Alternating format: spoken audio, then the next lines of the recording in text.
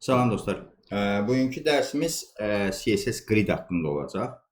CSS Grid biz necə deyərlər, HTML yazanda, HTML sistemləri yazanda bizim üçün ən əhəmiyyətli məsələlərdən biri ekrandakı görüntülərimizi, yazdığımız kodları, yazdığımız bölmələri, sectionları düzgün şəkildə ekranda bölüşdürə bilməkdir. Bu problemi həll edə bilmək üçün biz Flex texnologiyasından istifadə edə bilərik. Ondan sonra box modeldən istifadə edə bilərik. Grid texnologiyası da bunlara alternativ olan bir dənə texnologiyadır. Yəni yanaşma tərzi biraz fərqli olan texnologiyadır. Və bugün də bunun üzərində biz işləyəcəyik.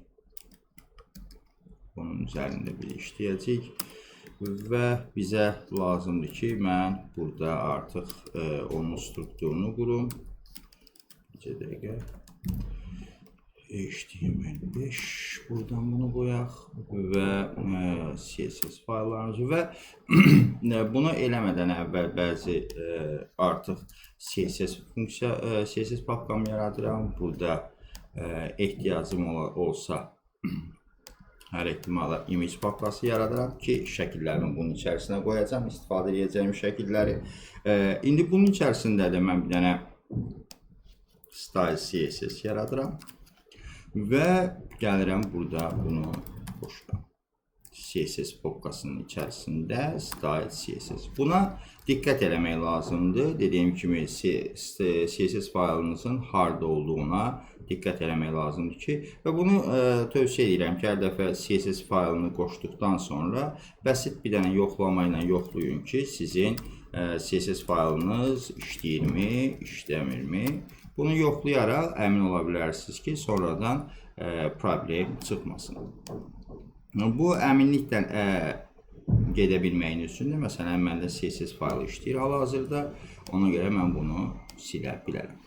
İndi mən burada müəyyən bir struktur quracam, HTML strukturu quracam. Deyəcəm ki, mən özümdə bir bölmə yaradacam, bir hissə yaradacam ki, onu reallaşdıra bilim. Nümunə olaraq bir dənə sayt götürəcəm.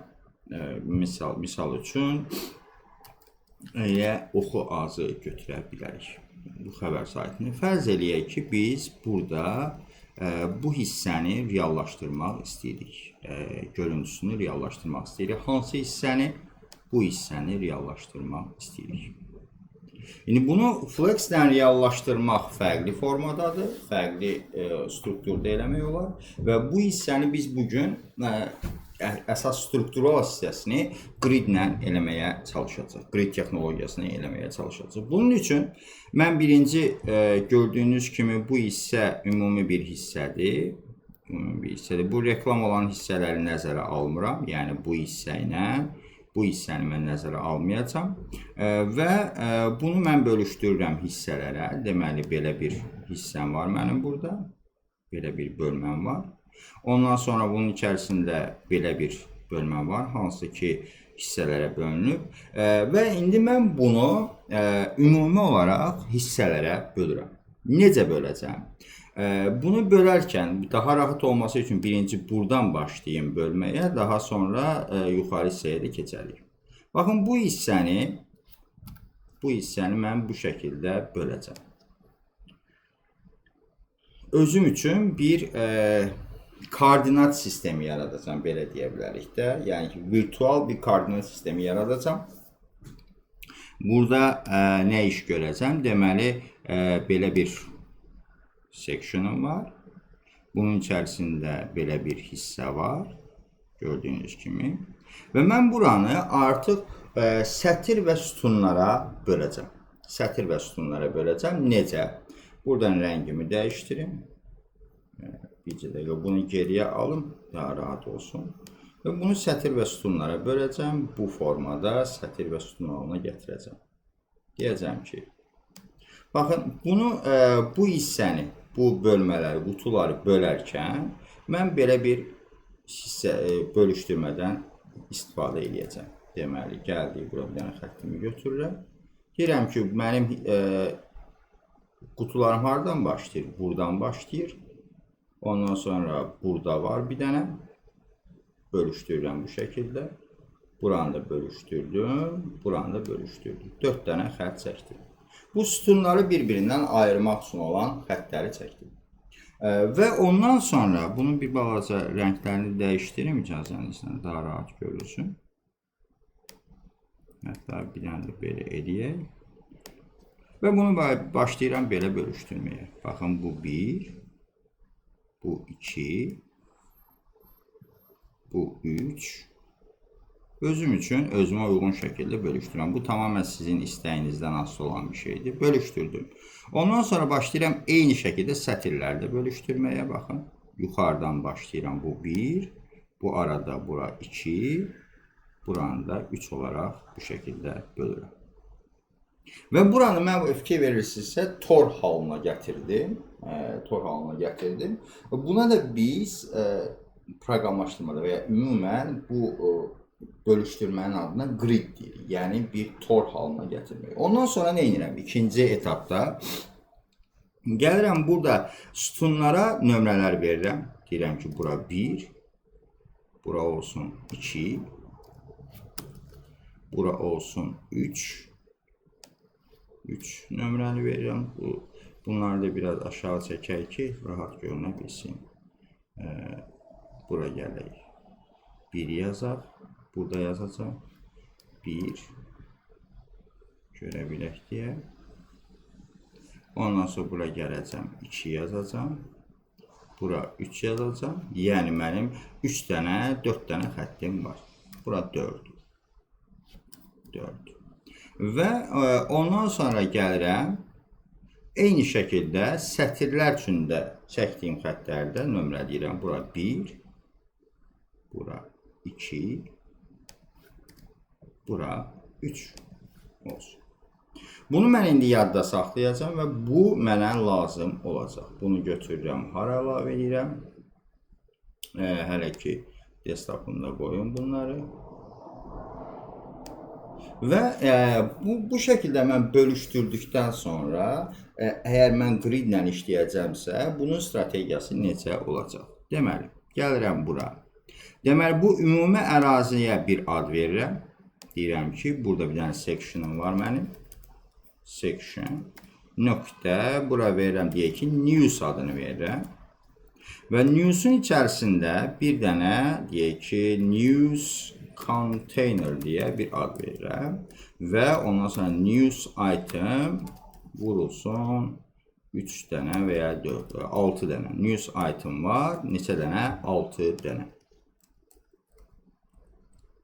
Bunu diqqət edin, indi bölüşdürməyə diqqət edin. News dediyim hissə buradır. Baxın, bu hissə. News dediyim hissə bu ümumi hissədir. News container dediyim hissə bu bütün xəbərlərin olduğu qutudur. Hər xəbər elementi isə news itemdir. Bu şəkildə mən bir adlandırma elədim. Yəni, bundan news itemdən neçə dənə var? 3 dənə üstdə var, 3 dənə də aşağıda var. Bunları bu şəkildə adlandırma elədim. İndi bunlara grid vasitəsilə forma verəcəm. Bunu eləmək üçün birinci rahat görə bilməyim üçün bəzi xüsusiyyətlər verəcəm. Deyəcəm ki, news'a gəlirəm, border verirəm, 1 pixel solid red. Ondan sonra eyni şəkildə news container'a gəlirəm. Deyirəm ki, border 1 pixel solid blue deyirəm və hər elementə də news item'a da deyirəm ki, border 1 pixel solid green. Bunu etməyimin məqsədi nədir? Mən elementlərimi görə bilim. Hardadılar və necə görünürlər ekranda. Bu mənim üçün rahatlıq təmin edir işləyərkən. Sonradan bunlar köməkçi xəttlərdir. Necə ki, bir rəsm çəkəndə biz eskiz üçün kontur xəttləri çəkirik. Burada da o borderları kontur xəttlər olaraq nəzərə ala bilərsiniz. Və buna mən baxdığım zaman indi belə bir görüntüm var. Gördüyünüz kimi. İndi mən birinci nə etməliyəm? O news container dediyim hissəni ortaya gətirməliyəm. Bunun üçün biz Nədən istifadə edirdik? Marjindən istifadə edirdik. Ölçü verirəm bura. 1200 piksel. Və buna deyirəm ki, margin 0.6. Margin 0.6 nə edirdi? Mənim o elementimi sağdan soldan sabit ölçü verərək ortaya gəlməsini təmin edirdi. Və yəni sağdan soldan sabit marjinlər verməklə mənim elementimi ortaya gətirirdi. Bunu da gətirdik. İndi mənə lazımdır ki, bu elementləri, içəridəki news item elementlərini formalaşdırın. Bunları görə bilməyim üçün hər ehtimala bir hündürlük verirəm. Bu şəkildə. İndi mən bunu bölüşdürmə hissəsinə gəlirəm. Yəni burada nə olmalıdır? Deməli, hər sətirdə 3 dənə sütun olmalıdır. 3 dənə görüntü olmalıdır. Dolayısıyla mən burada grid texnologiyasından istifadə edəndə yenə Flexdə olduğu kimi baxıram mən nələri formalaşdırmaq istəyirəm. Bu elementlər, bu 6 dənə elementlərin 3 dənə üstdə, 3 dənə altda olmasını təmin etmək istəyirəm. Yəni 3 sütunlu formada olmasını təmin etmək istəyirəm. Dolayısıyla gedirəm bunun news container klassına.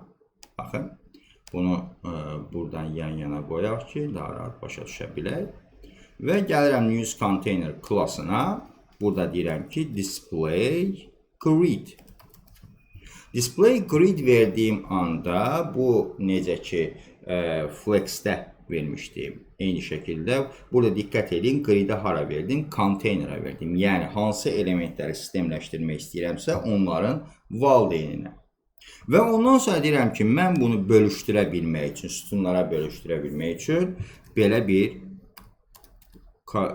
komandası var. Və bu grid template columns komandası display grid xüsusiyyətinin alt xüsusiyyətidir. Buna vurğulamaq istəyirəm. Çünki display grid yazmadan, yəni 9-cu sətirdəki komandanı yazmadan 10-cu sətirdəki komandanın heç bir mənası yoxdur.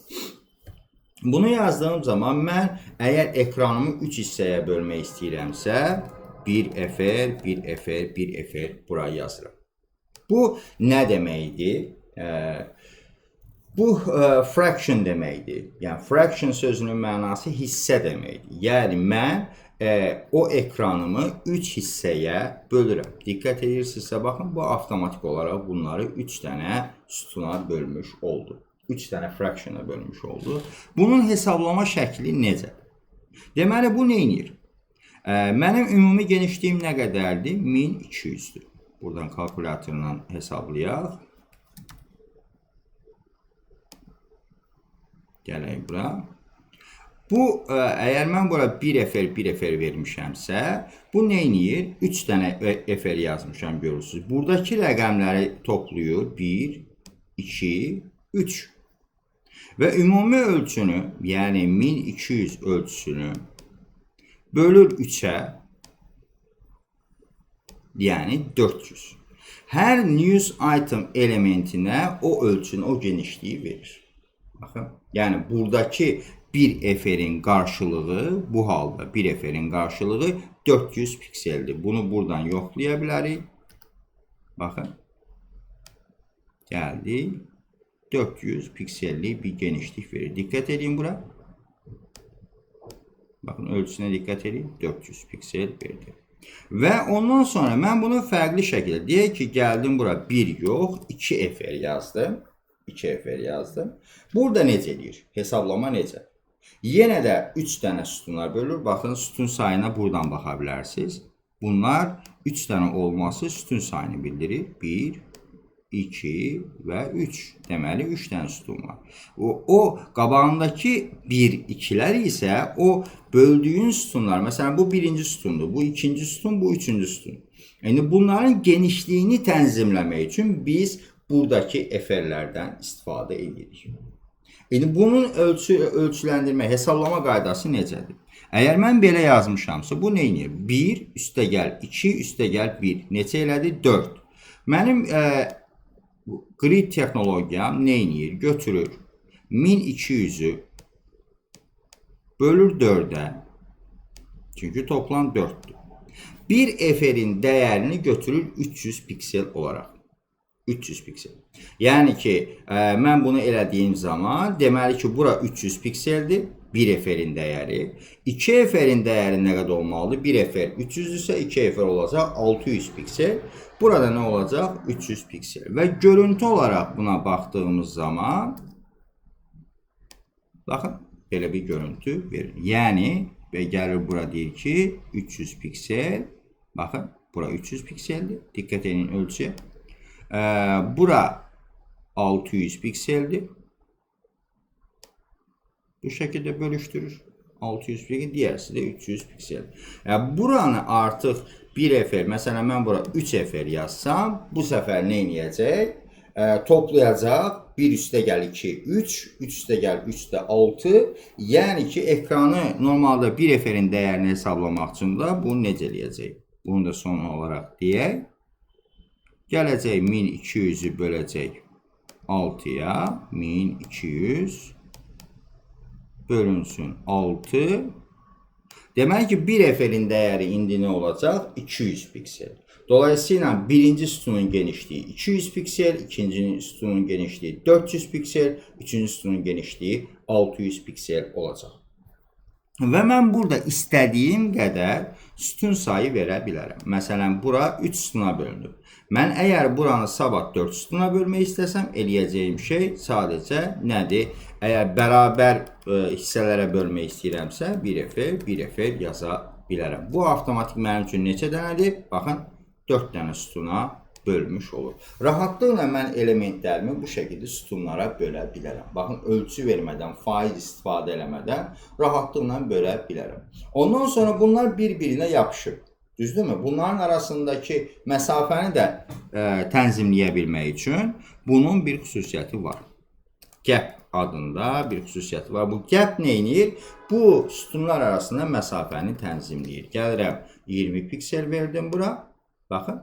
Bu avtomatik olaraq mənim o sütunlarım arasında məsafəni açmış oldu. Və bu artıq bizim üçün bir qutunun içərisində digər qutuları yerləşdirmək üçün mənə əlavə xüsusiyyətlər verir. Rahatlıqla bölüşdürə bilirəm bu şəkildə. İndi bunu istifadə eləyə bilmək üçün eyni şəkildə mən necə ki bu sətirlərə bölmüşəm, bu sütunlara bölmüşəm, eyni şəkildə sətirlərə də bölmək mümkündür. Amma sətirlərə bölərkən diqqət eləməyimiz lazım olan şey nədir? Burada baxın, mən nəyə əsas aldım? 1200 piksel genişliyə əsas aldım. Sütunları bölərkən. Çünki sabit bir genişliyi olmalıdır ki, mən orada riyazi hesablamalar aparıb bölüşdürə bilim. Amma hal-hazırda məndə news konteynerdə hündürlük yoxdur. Sətirlərimin hündürlüyünü təyin edə bilmək üçün. Nə vaxt ki, mən gələcəm buna bir height verəcəm. Məsələn, deyək ki, 800 piksel. Bu, əgər sabit bir hündürlüyüm varsa və ya götürülən bir hündürlük varsa, mən bunu bu şəkildə bölə bilərəm. Deyək ki, bu height'i buradan götürüm yuxarıya qeyd edeyim. Bura. Və burada eyni şəkildə gəlib belə bir şey yaza bilərəm. Deyə bilərəm ki, grid template rows. Bu da nə edir? Eyni məntiqlə, column məntiqi ilə sətirlərimi bölür. Məsələn, deyə bilərəm 1 efer deyə bölə bilərəm. Baxın. Və bunun artıq hündürlüyünü buradan silə bilərik. Çünki bu mənim üçün bunu problem yarada bilər. Baxın. Bu şəkildə mən ekranımı bölüşdürə bilərəm. Əgər sabit hündürlük varsa, amma bu website dizaynında hündürlük adətən daha flexible olduğu üçün, çünki onun içərisində məsələn, bura bir yazı yerləşdirəndə, mən yazının hündürlüyünün nə qədər olduğunu bilməyəcəyim üçün, yəni sonradan dəyişə bilər və s. Genişlik sabit olur çox vaxt. Amma hündürlük sabit olmadığı üçün bu grid template rows çox da istifadə olunmur. Onun əvəzinə biz nə edirik? Mən məsələn burada gəldim, sabit hündürlük verdim. Height verdim, 100 piksel. Və bu sabit hündürlük və indi deyə bilərsiniz ki, siz sabit hündürlük verdiniz, bəs onun içərisində yerləşdirdiyiniz yazı böyük olsa nə olacaq? Məsələn, gəldik bura, dedik ki, bir dənə P olsun, lorem, bunu yerləşdirdik. Və bundan biraz çoxaltdıq. Bu, məsələn, hal-hazırda bunun içərisində yerləşir. Düzdürmü? Yerləşir. Buna bir dənə save edəyək belə. Bu hal-hazırda baxın, bunun içərisində yerləşməli. Niyə? Çünki yazı böyükdür, 100 pikselə görə yerləşmir. Ona görə biz bu problemin aradan qaldırmaq üçün nə edə bilərik? Deməli, biz belə olan hallarda nə edirik? Deyirik ki, bunu heytin qabağına minimum heyt deyə, min heyt deyə bir dəyər əlavə edirik. Bu da nə deməkdir? Deyir ki, bunun bu elementin, news item elementinin hündürlüyü minimum 100 ola bilər. Yəni 100-dən balaca ola bilməz, amma 100-dən böyük ola bilər. Dolayısıyla mən burada bu şəkildə yazdığım zaman baxın, artıq bu olan hissə, bunu artırsam, o elementin hündürlüyü başlayacaq artmağa avtomatik. Minimum 100 olacaq, 100-dən də böyük ola bilər. İçəridəki, əgər mən onun içərisində hər hansı bir yazı və s. yerləşdirmişəmsə, ona görə hərəkət edəcək. Bunu da qeyd elədikdən sonra, indi burada bunları yerləşdirdik. Grid gap yerləşdirdik. Bura indi FL-in yerinə nələr yazıla bilər? Bura sabit genişlik yaza bilərsiniz. Məsələn, deyək ki, mən 4 yerə bölmüşəm, amma istəyirəm ki, birinci sütunum sabit genişlikdə olsun. Yəni, o biri sütunların dəyişməsi buna təsir eləməsin. Məsələn, bura olsun 500 piksel. Baxın, bu şəkildə verdik. Belə olan halda hesablama necə aparılır? Deməli, 500 pikseli ümumi 1200-dən çıxır, qaldı 700. Geri qalan 700-ü bu şəkildə sütunlara bölür. 3 dənə bərabər sütunlara bölür. Və ya bunun yerinə faizlə yaza bilərsiniz. Faizlə də istifadə edə bilərsiniz. Yəni 20%, 10%, 30% və s. istifadə edə bilərsiniz. Bu artıq sizin o hissəni necə bölüşdürdüyünüzə bağlıdır. Və indi gəldik, bu şəkildə bölüşdürdük. Və indi diqqət edirsinizsə, mən buranın minimum heytini, məsələn, eləyim 400 piksel, 500 piksel eləyim, məsələn, 400 piksel olsun, baxaq. Baxın, bu şəkildə nisbətən bənzədir. Buradakı gridə bənzədir. İndi mən istəyirəm ki, baxın, bura baxın, buranın bölünməsinə baxın. Sanki bu qutuların hündürlüyü daha çoxdur və sanki bu qutuların 2 genişliyindədir. Bura belə bölünüb sanki, fikir verin. Baxın, buradakı sütunlar bu şəkildə bölünüb. Baxın, bura belə bölünüb. Sanki aşağıdan 2-nin 1-ə bölünüb. Elə ki, 3 hissəyə bölünüb. Onun 2 hissəsi bu sütuna aid olub, bir hissəsi isə buna aid olub. Yəni, burada artıq ölçüləndirmə məsələsi də ortaya çıxır. İndi gəlin, mən burada bunu artırıram. Baxın, news itemi bunun içərisində boşaldım. Daha rahat görüntü ola bilsin deyə, beynimiz qarışmasın.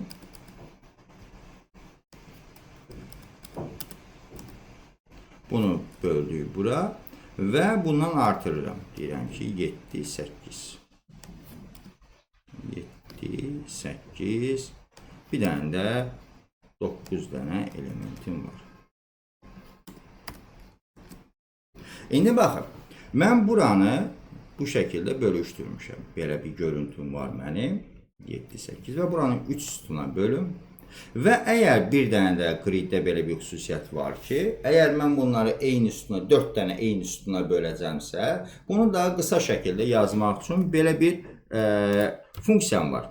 Deyirəm ki, mən buranı neçə hissəyə bölmək istəyirəm? 3 hissəyə bölmək istəyirəm. Hər hissənin ölçüsü nə qədər olmasını istəyirəm? 1 FL olmasını istəyirəm. Bu əslində nəyin qarşılığıdır? Bunun. Bir dənə kopyalayaq, çoxaldaq. Bu əslində nəyin tərcüməsini, nəyin eyni məntiqidir? 1 FL, 1 FL, 1 FL-in eyni variantıdır. Sadəcə daha qısa yazılmış variantıdır. Bundan da istifadə edə bilərsiniz. Bu şəkildə mən ekranımı 3 hissəyə böldüm. Baxın, 1, 2, 3, 4, 5 deyə. Və indi bu elementlərin də ortaya gəlməsi üçün, yəni ki, o yazıların ortada görünməsi üçün mən flexdən istifadə edəcəm. Deyirəm ki, bu yazılar tam ortada görünsün.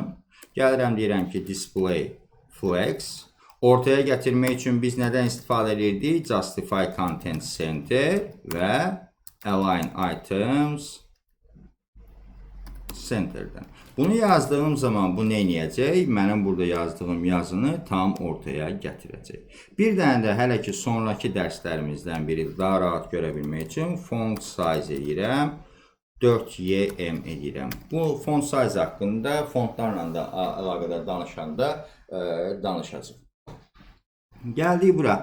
Bu şəkildə mənim ekranımın görüntüsü bu şəkildə görünür, gördüyünüz kimi. İndi mənə lazımdır ki, buradakı görüntünü əldə edə bilmək üçün mən əgər belə bir ölçüləndirmə eləsəm, desəm ki, belə bir görüntü yaratmalıyam mən normalda. Necə? Sanki yuxarıdakı bölmə belə bir görüntüdür. Baxın, bura 2, burada 1. Belə, yəni ki, sanki mən əgər bu iki sütunu birləşdirsəm, yəni və ya birinci sütunun genişliyini artırsam, iki sütun qədər eləsəm, mənim problemim həll olunmuş olacaq. Bunun üçün nə edirik? Bu da grid burada da bizə kömək edir. Yadınızdadsa bayaqları mən gəlirəm indi bunu birinci sütunun ölçüsünü dəyişdirmək istəyirəm. Birinci sütunun ölçüsünü dəyişdirmək istəyirəm. Bunu rahat eləyə bilmək üçün mən hansı sütunun ölçüsünü dəyişdirmək istəyirəmsə, ona əlavə bir dənə class adı verirəm. CSS bizə icazə verir ki, bir elementə birdən çox class adı verə bilər. Necə ki, mən news item vermişəm. Ondan sonra ikinci bir dənə ad verirəm buna. Deyirəm ki, aktiv deyə bir ad verirəm. Yəni buna nə ad versəz də olar. Və indi deyirəm ki, mən o aktiv adı verdiyim elementin ölçüsünü dəyişdirmək istəyirəm. Nəyin vasitəsilə? Gridin vasitəsilə. Və bunun üçün də mən nədən istifadə edəcəm? Bayaqları çəkdiyim şəkildən. Baxın. Burada diqqət edirsinizsə, mən belə bir dənə şəkil çəkmişdim. Baxın. İndi əgər mən burada ölçüləndirmə eləyəndə belə bir strategiya ilə baxacağam. Bu toruma baxacağam, ekranıma baxacağam. Deyəcəm ki, mən istəyirəm ki, birinci element, birinci div, aktiv adını verdiyim divin başlanğıc nöqtəsi olsun birinci sütun, bitiş nöqtəsi olsun üçüncü sütun. Yəni genişlik olaraq. Hündürlük olaraq isə deyirəm ki, başlanğıc nöqtəsi olsun 1, bitiş nöqtəsi olsun 2. Baxın, yenə təkrar edirəm. Əgər mən bir grid vasitəsilə bir elementə genişlik və hündürlük vermək istəyirəmsə, orada buna baxacam. Bölüşdürdüyüm hissəyə baxacam. Baxın, burada nömrələmişəm. Birinci xət, ikinci xət, üçüncü xət. Mənim başlanğıc nöqtəm bura olacaq. 1-dən 3-ə qədər olsun genişliyi olaraq. Hündürlük olaraq da 1-dən 2-yə olsun. İndi gəlin bunu kod olaraq necə yazacaq? Yazıram, aktiv elementimi buraya yazıram. Deyirəm ki, grid, column, start. Deyirəm ki, bunun genişlikdə. Column nədir? Sütundur. Deyirəm ki, bunun başlanğıc nöqtəsi olsun 1. Ondan deyirəm ki, grid, column, end. Olsun 3 nömrəsini yazdım ora. Baxaq indi.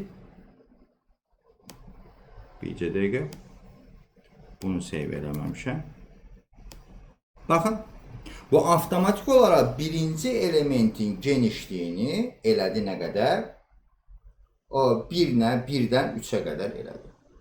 Və ondan sonra məsələn istəyirəm ki, deyək ki, bunun ölçüsünü biraz balacalaşdıraq. 200 eləyək, ümumi ölçüləndirməni. Baxın, belə bir görüntü yarandı. Mən indi istəyirəm ki, bunun hündürlüyü olsun bu şəkildə. Mən genişliyini tənzimlədim.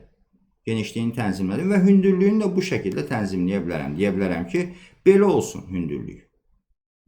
Burada da baxın, genişlik 1-dən 3-ədir.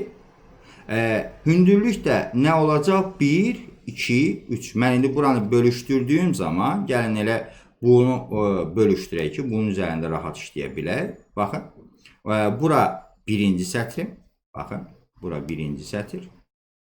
Bura ikinci sətir. Görürsünüz ki, bura üçüncü sətir. Deməli ki, mən əgər birin genişliyini, hündürlüyünü artırmaq üçün nə olacaq? 1, 2, 3. 1-dən başlasın, 3-ə qədər geçsin. Bunun indi kodunu yaza bilmək üçün də mən bu şəkildə yazacağım. Gələcəm, deyəcəm ki, grid row start 1. Ona da deyəcəm ki, grid row end 3. Baxın, bu şəkildə mən rahatlıqla elementlərimi düzəldə bilərəm. İndi bu tək, məsələn, aktiv klassını buna vermişəm. İndi gəlin, baxın, bu gridin mənim üçün elədiyi gözəlliyə bir dənə baxaq. Mən, məsələn, sırayla birincini eləmişəm. Mən indi eyni, məsələn, birin yerində, məsələn, 9 olan element var. İçərisində 9 olan element var. Mən bunun yerini eləmək istəyirəm, dəyişdirmək istəyirəm. Yəni ki, ölçüsünü dəyişdirmək istəyirəm. Məsələn, bunun istəyirəm ki, ölçüsü olsun burada. Baxın. Burada bu qədər görünməsini istəyirəm. Bunu eləyə bilmək üçün nə edəcəm? Gələcəm. Bunu yenə sətir və sütunlara böləcəm. Baxın. Deməli, birinci, ikinci, üçüncü və dördüncü. Bu sütunlar. Ondan sonra burada bu birinci sətir, bu ikinci sətir, bu üçüncü sətir, bu dördüncü sətir və də bu da beşinci sətir. İndi baxın, mənim bu 9-u yerləşdirmək istədiyim ərazi haradır? Buradır. Bu hardan başlayır? Sütun olaraq 1-dən başlayır, 4-ə qədər davam edir. Bu okey. 1-dən 4-ə sütun genişliyi olaraq. Bəs sətir genişliyi olaraq hardan başlayır? Baxın, 1, 2, 3, 4-də başlayır, 5-də bitir. Yəni, deməli ki, bunun sətir genişliyi harada başlayacaq? 4-də başlayacaq, 5-də bitəcək. Sütunu isə 1-də başlayacaq, 4-də bitəcək. Və bunun gəlin eləyə bilmək üçün belə bir görüntü verirəm. Buna ayrıca bir dənə class verirəm. Deyək ki, new class, belə deyək də, x element deyək, x deyək buna, fərqi yoxdur. Gəlirəm bura, deyirəm ki, x klassına adı verdiyim elementin, gəlin indi bunları düzəldək. Deməli, biz nə demişdik? Sətir, kolum olaraq başlasın 1-də, bitsin 4-də. Sətir olaraq da başlasın 4-də, bitsin 5-də. Baxaq, bunu da save eləyək. Gördüyünüz kimi, mən o elementi də bu şəkildə formalaşdıra bilərəm.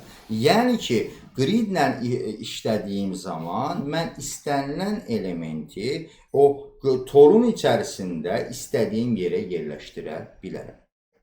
İstədiyim yerdə tətbiq edə bilərəm və s. Bu da mənə müəyyən rahatlıq təmin edir ki, mən ekranımdakı elementləri rahatlıqla bölüşdürə bilim.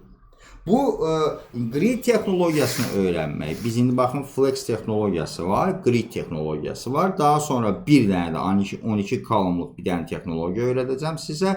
Bunların məqsədini düzgün qavramaq lazımdır. Baxın, biz flex texnologiyasının məqsədi bir sətrin içərisindəki elementləri, bir qutunun içərisindəki elementləri düzgün şəkildə yerləşdirmək. Baxın. Yəni, ortada yerləşdirmək, sağda yerləşdirmək, solda yerləşdirmək və s. və s. Və ya hündürlükdə, vertikal istiqamətdə location'ını tənzimləmək. Amma gridin əsas vəzifəsi isə elementləri, bir qutuları sütunlar şəklində tənzimləyib, onlara ölçü verə bilməkdir. İkisinin də ayrı-ayrı məqsədləri var. Bunu özünüzdə test eləyə bilmək üçün, deməli, Grid Garden deyə, Grid Garden. Belə bir oyun var. Bunu oynaya bilərsiniz. Gridi 28 dənə tapşırıq var burada. Və ondan sonra interaktiv olaraq bunun gridi daha yaxşı başa düşə bilmək üçün Grid Interaktiv. Belə yazsaq əgər, Grid CSS belə yazsaq, deməli, buradan baxa bilərsiniz. Baxın, bu da sizə grid haqqında təsəvvürünüzü oturaqlaşdıra bilmək üçün bir texnologiyadır ki, online saytdır ki, buradan da gridi necə bölüşdürəcəksiniz, necə eləyə bilərsiniz və s. və s. onlara da baxa bilərsiniz. Və bunların dediyim kimi bizim CSS-də öyrənməyimiz və ya fəlsəfəsini düzgün qavramamız lazım olan əsas bir neçə dənə mövzu var. Bunlardan biri flexdir. ikincisi budur, griddir. Ondan sonra üçüncüsü position mövzusudur. Dördüncüsü utility classes dediğimiz bir mövzudur. Və bunun kimi də 2-3 dənə mövzu var ki, əgər mən bunların fəlsəfəsini, bu mövzuların fəlsəfəsini düzgün qavrasam, mənim bir HTML səhifəsinin görüntüsünü hazırlamağım üçün heç bir problem qalmaz. Yəni, bunun məntiqini düzgün qavramaq lazımdır. Və gridin xüsusiyyətlərini öyrənəndə həmişə qarşınızda, məsələn, test eləmək üçün ən yaxşı üsul odur ki, bir dənə hər hansı bir saytı götürün və deyin ki, mən bunu gridlə necə yaza bilərəm, necə istifadə edə bilərəm, bunları haqqında danışacaq və bunları test edə bilərsiniz. Və biz bir layihə üzərində, indi məsələ burasındadır ki, sizin qarşınızda da belə bir sual yarana bilər ki, mən layihəmin hər hansı bir HTML səhifəsini yaradanda hardan biləcəm ki, burada flex mi istifadə eləməliyəm, yoxsa grid mi istifadə eləməliyəm? Və ya soruşa bilərsiniz ki, siz burada bunu gridlə yazmaqla, bunu mən flexlə eləyə bilməzdimmi? Eləyə bilərdiniz. Box modellə eləyə bilməzdimmi? Eləyə bilərdim. Sadəcə olaraq bizim təcrübə ilə qazanmamız lazım olan şey nədir? Hansı texnologiya ilə yazanda daha sürətli yaza bilərəm? Daha effektiv yaza bilərəm? Bu önəmli bir məsələdir. Bunu da qazana bilmək üçün çox bəsit bir üsul var. Hər hansı bir saytın bir hissəsini yazmağa çalışanda, birinci onu flexlə yazmağa çalışın və eyni hissəni sonradan gridlə yazmağa çalışın. Hətta vaxtınız varsa bir dənə də box modellə yazmağa çalışın. Baxın, yenə deyirəm, eyni hissəni. Məsələn, deyək ki, oxu ağzın bu hissəsini bir dənə gridlə, bir dənə flexlə, bir dənə də box modellə yazmağa çalışın və yazdığınız vaxtı, məsələn, gridlə yazanda mən əgər yarım saata yazmışamsa, flexlə yazanda 1 saata yazmışamsa, box modellə yazanda əgər 2 saata yazmışamsa, deməli bu tipli hissələr üçün mən nəyi yazmalıyam, nəyi istifadə etməliyəm, grid istifadə etməliyəm. Bu da nə qədər çox kod yazsaz, nə qədər çox testdən keçirsəz, bu sizə bir o qədər alışqanlıq yaradacaq ki, siz bundan istifadə edə biləsiniz. Ondan sonra grid haqqında bir də ümumən HTML və ya CSS mövzuları haqqında tricky araşdırma qaydaları deyim sizə. Məsələn, gridin xüsusiyyətləri var. Mən yazmışam grid template columns, ondan sonra grid template rows, ondan sonra grid areas deyə əlavə bir xüsusiyyətlər var. Bunlara da baxa bilərsiniz. Bunlar haqqında məlumatı da və ya ümumən CSS haqqında rahat bir məlumat əldə eləmək istəyirsinizsə, məsələn, mən yazıram bura CSS grid. Birinci, xüsusilə CSS mövzularında, əgər bunun qabağına interaktiv yazsaz, interaktiv nə deməkdir? Daha çox, məsələn, bu əslində interaktiv bir tutorialdır. Fikir verirsiniz? Mən bunu bu şəkildə bölüşdürəndə və s. burada test edə bilirəm. Bunu tapmaq üçün yazıram interaktiv. Məsələn, deyək ki, bunun yerinə CSS box model interaktiv yazsam, baxaq görək çıxırmı? Baxın, interaktiv box model demo deyə çıxır. Hansı ki, burada siz onu yoxlaya bilirsiniz. Baxın, box modeli burada yoxlaya bilirsiniz. Daha vizual olaraq görə bilirsiniz. Eyni şəkildə flex üçün də eləyə bilərsiniz. Və bir ikincisi də rahat araşdırma eləyə bilmək üçün əlinizin altında gridlə əlaqədar bir, belə deyək də, manualın olmasını istəyirsinizsə, belə yaza bilərsiniz. CSS grid cheat sheet. Cheat sheet əslində nədir? Bu sizə elə bil ki, o texnologiya ilə əlaqədar yığcam məlumatlar verir. Yəni ki, baxın, burada nələr lazımsa, bunların xüsusiyyətlərini sizə verir. Ki, əgər belə bir görüntü yaratmaq istəyirsənsə, bunları elə, belə bir görüntü yaratmaq istəyirsənsə, bunları elə. Bu var, məsələn, bunlara baxa bilərsiniz və xüsusilə fikir verin, buna da baxa bilərsiniz, belə deyək də. Bundan istifadə edə bilərsiniz bu şəkildə. Və bu mövzuda, məsələn, CSS grid ilə bağlı mənim gördüyüm ən geniş rahat tətbiq bu saytda mövcud. İndi bunun linkləri də paylaşacağım sizdən. Bunlara baxa biləsiniz. Yəni və bunu tətbiq edərkən, bunun xüsusiyyətlərini öyrənərkən dediyim kimi bu işin fəlsəfəsini, niyə var olduğunu özünüzə sual verərək bunun üzərində tətbiq eləmək lazımdır. Belə, bugünlük bu qədər. Növbəti